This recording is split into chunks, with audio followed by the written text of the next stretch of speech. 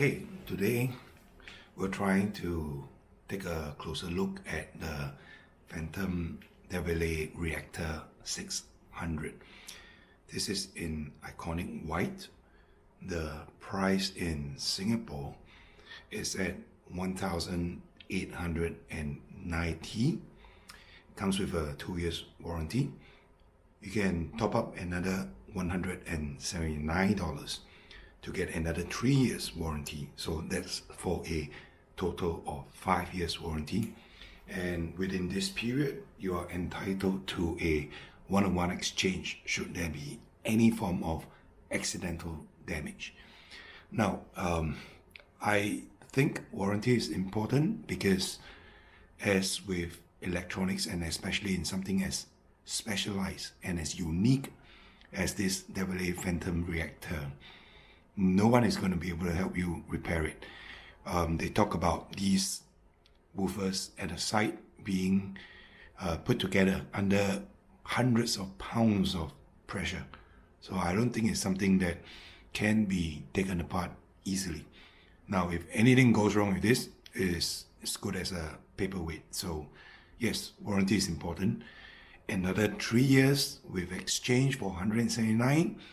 I think that if that option is available to you, you should take it.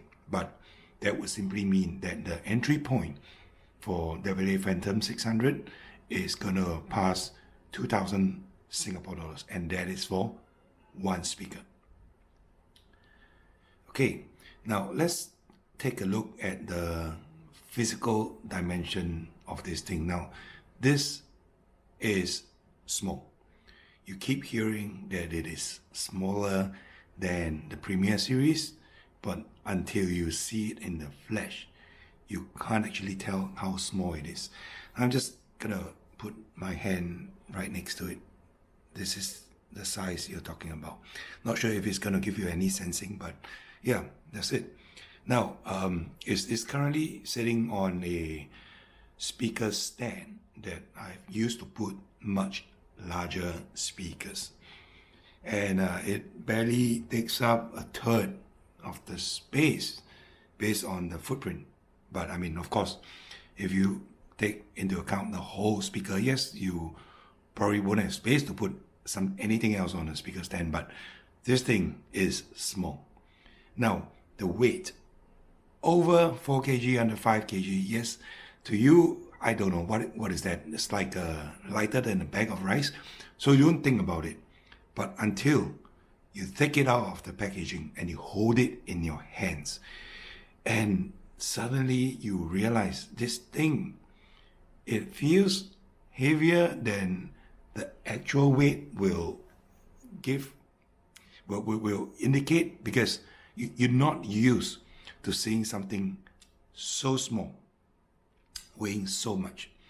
It's like when you hold 1 kilogram of gold bar in your hand, right? It's a small bar, but the fact that it weighs a kilo, it just boggles you that it is so small and it weighs a kilo. Now, so the feel is the same for this. We are used to speakers being a lot larger, 2-3 times the physical dimension and volume of this Phantom Reactor, and when they weigh 5, 6, 7 kilos, you don't really think about it much, and you don't feel that it's heavy. But this guy, at 4 over kg, at this size, it is simply mind-blowing. Now, so if you think about where I'm putting it now, I'm just gonna describe. I put it on a speaker stand. It is not perfect, but Devialet was gonna charge $270 for the tripod stand. It looks great. It is at a roughly about a 50 to 50 cm height, but it is $279. Now, when you start adding that up and you start adding the warranty, and the speaker is closing in on 2004 for one speaker. So, I mean, figure. Now, the reason why I think it is fine for the moment is these woofers by the side, there is a horizontally opposed one on the other side of this speaker, right? This one is here and the other is here. When they are used and this guy comes out, this guy will go in. And when this guy goes in, the other side will go out. So being horizontally opposed. Now, even when the things start getting crazy and the music is playing loud and the bass notes are pumping, when you put your hands on the chassis, on the top of the speaker and the cabinet, even with the things going crazy, there is zero vibration. Now, I have a 15 Hertz wave that is playing through the speaker right now. You can't see it because I've not increased the volume, but let me just increase it so you can see the cone movements. Yep. Okay, so now it's a little bit more apparent. You can see it jumping, right? Okay, now it's going a little bit crazy. I'm going to increase the volume a bit more. Now, these things are going crazy right now, all right? But when you touch the top of the cabinet, there's absolutely zero vibration. You can't feel anything. You don't want to touch these guys. You don't want to dent it or spoil it, but the top of the cabinet, completely dead. No vibrations whatsoever. I have a laser pointer here. It's made of plastic. You just put it on top. No rattling. No rattling at all. Alright? Yes, by the side, I'm not going to touch it, but this guy would jump and bounce and you hear the rattling, but look, nothing, zero. Right? Which is why I am comfortable just leaving it on my speaker stands at the moment when I think about it. And maybe I'll buy the $279 legs sometime in the future. Well, when I say $279, it is one tripod stand for one speaker, not a pair. Now, if you're buying a pair, that's $558. Think about it. Okay, so next I'm going to talk a little bit more about the connectivity. Okay, and this is the rear end of the speaker. Now, this port here is a 3.5 mm jack. It doubles up as an analog phono input in stereo, so you can just plug any of your devices with a line out or a headphone out, although just be careful with the volume. And this here would take the input and play it through the speaker. It also doubles up as an optical input. So this uses a Toslink optical, but it's not the standard Toslink connection. It requires one which you would call a mini Toslink. So if your device has a regular Toslink connector, you probably need to get one of those cables that converts or has different heads at different ends. Over here, you'll see an Ethernet port. Now this Devialet Phantom Reactor will connect to your Wi-Fi. So not a problem. You can go on the 2.4 gigahertz, you can go on the 5 gigahertz. It will connect somewhat beautifully. Sometimes it drops the connection, but I'll get to that in a little bit. Now, if you look at this jack, it takes a RJ45. So connect up to your router, no problem. No need for connection to the Wi-Fi. It's simple, just plug it in. But that would mean that it is one more cable on top of this original cable that you're talking about, which powers the speaker. Now, this thing, there's no battery inside, obviously, so you probably, you cannot run away from this line, this power line. You got to plug into your wall plug. And then this is how the speaker is powered. This button right here next to the power point is actually the power button. If you hold in for a little bit more, it will reset the entire system. And well, basically, if you decide to sell it or you decide to reset the whole system, this is what you do to reset the entire system. This unit the Reactor series. The Reactor series has controls at the top of the unit, as opposed to the Premier, where you don't get any controls at all. So there are 5 buttons, touch sensitive. You can't feel them, you've got to actually sight it.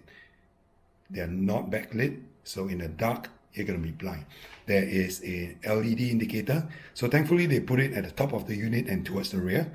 So no LED lights to distract you when you are listening to your music, or if you have it connected to a movie, the lights are not going to be there trying to blind you or trying to distract you from what you are watching on the screen. So the 5 buttons. So on the leftmost, there is a Bluetooth button. So if you want to connect to this guy via Bluetooth, you've got to set it into, you've got to activate Bluetooth. So how you do this is you press onto the Bluetooth button for about 2 seconds, and then you start searching for it. It's not the most ideal, but well, it's one way of preventing anyone from blasting music into your system and trying to control the volume remotely. Not going to be good. Yeah, these guys are loud, right? So the second button is a volume decrease button, which is flanked by a play or pause button. It does not do the double tap to forward or triple tap to rewind. It's just play and pause, and followed by a volume increase button. Now this button here is a connect button. When you try to set up speaker, it actually asks you to tap this to confirm that this is the speaker that is to be set up. So nobody's going to be able to remotely, maybe your neighbor or someone is out of sight, to try to reset the system. So this is what the button is for. So these are the 5 buttons. Okay, so now next, let's talk about the sound. Now sound is going to come out via the 2 side bass woofers, and this is supported by a full range, kind of small, maybe 30-35 millimeter speaker cone here. It handles the mid-range all the way up to the treble.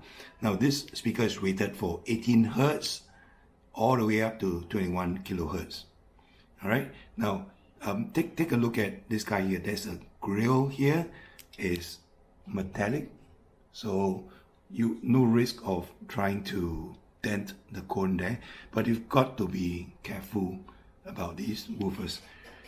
Looks pretty strong, but I would not suggest manhandling them. The sound from this speaker, right? The base price, the entry price, 1,890, gives you a lot of other options, but none of the other options are going to look like this. I am not sure if the rest of the options are going to sound like this. Now, obviously, you can get another lower end pair of speakers, pair it with a subwoofer. Probably you can get by with a cheaper price, but it is not going to be contained in a unit that will fit into this size. Now, even then, you're going to have to set up a stereo, and the bass is going to be placed somewhere. The bass is going to have take the inputs from both the left and right channel and play it from a single point. Integration of the bass is going to be a little bit trickier. Now this guy, if you have it in a stereo pair, the bass for the left and right is going to come out from different speakers and from different points in the room. Integration is going to be great. Now, the bass on this guy, right, 18 Hertz, that is strictly subwoofer territory. A lot of bookshelf speakers will go down to about 50, not bad bass, maybe 40 plus for the bigger bookshelves, and towers that aren't taller than an average human, probably goes down to about 30 Hertz. If you have really, really huge towers and 8-inch or 10-inch woofers, yes, you will be able to go down to 20 odd hertz, but you're going to need some serious amplification.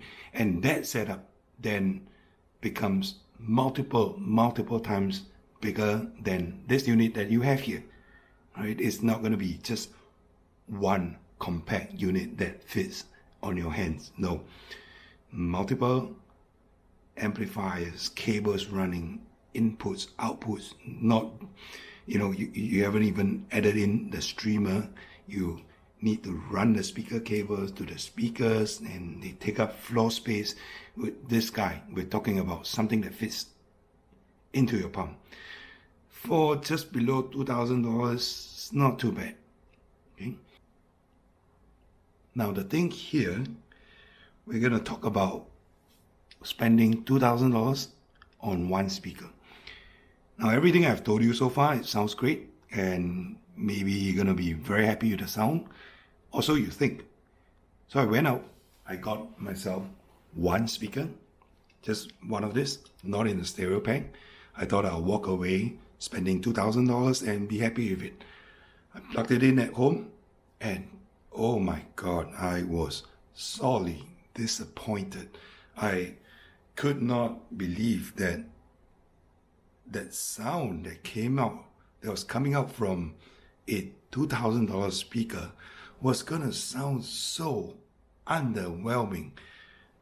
No channel separation. Imaging was short. You cannot understand how disappointed I was, right? Well, you can kind of put it anywhere in the room. You get great bass, but sounding was short. Now you think about it. If you have a kick-ass pair of stereo speakers and an amp to drive it, everything is great. What are you gonna do? All right, you listen to both speakers at the same time. Now do this very quick experiment. Unplug one of the speakers. Just take out the speaker LED from the amplifier side so you don't short the amp. Just take it out and then listen to all your music for the next for the next 10 minutes, 5 minutes, right? You will not make through the 5 minutes. No matter how great your speakers are, when you're listening through one channel, it just doesn't cut it. Now this is where things get twice as expensive. This is one speaker, $1,890. You have to add on the legs, $279. If you got to add on the warranty for 5 years total, $179. Now you take that and you multiply it by 2, right? The legs is not for a pair, it's for one. The warranty is for one speaker. Now very quickly you see where all this is going, and you're going to be spending in excess of $4,000 to get the sound in stereo, which is what you really should be getting on day one. I had my wife ask me, why do they price it for one speaker when you obviously need two? My response back then, before I managed to convince myself that you need stereo, was that, well, it is a Bluetooth speaker, it is for sound, it sounds like it's for casual listening, but the fidelity of this thing is not meant for casual listening. The sound quality is great, right? The power is great, the bass is great, the vocals comes out clean and nice, no distortion, no background noise, but for one speaker, it just does not cut it at all. Which brings me to 2 speaker setup. So I had to pull the trigger. This is the next one I got, and in the far end, the other one set up in stereo. Immediately, the sound opened up. Now you would think, I listened to a lot of vocals, and you would think that for vocals, it is fine, right? People have one mouth, sound comes from the mouth, the vocals come from a single point in space, but it is not. From my experience, I'm just trying to recall if I've ever listened to music from a single speaker. And prior to these Phantom Reactors, I don't think I've done that. I've always done it in stereo. Now the sound is completely different. The stage opens up, and when you hear it in stereo, it then recreates the experience that you've had when you go to the showroom and you listen to it and you realize that, yeah, okay, now it sounds familiar. That is what I auditioned, and that is what I paid for now. So if you're thinking that you're gonna pay just below $2,000 for this experience, no, it's gonna cost you twice of that for 2 speakers, twice of that for 2 pairs, for the pair of legs, and twice of that for the extended warranty for each of these speakers. Having said that, is it worth the money? In my experience, the form factor is the one that kills it. I like the form factor. I like the fact that it is small. I like the fact that placement is easy, and this guy has a really, really big soundstage.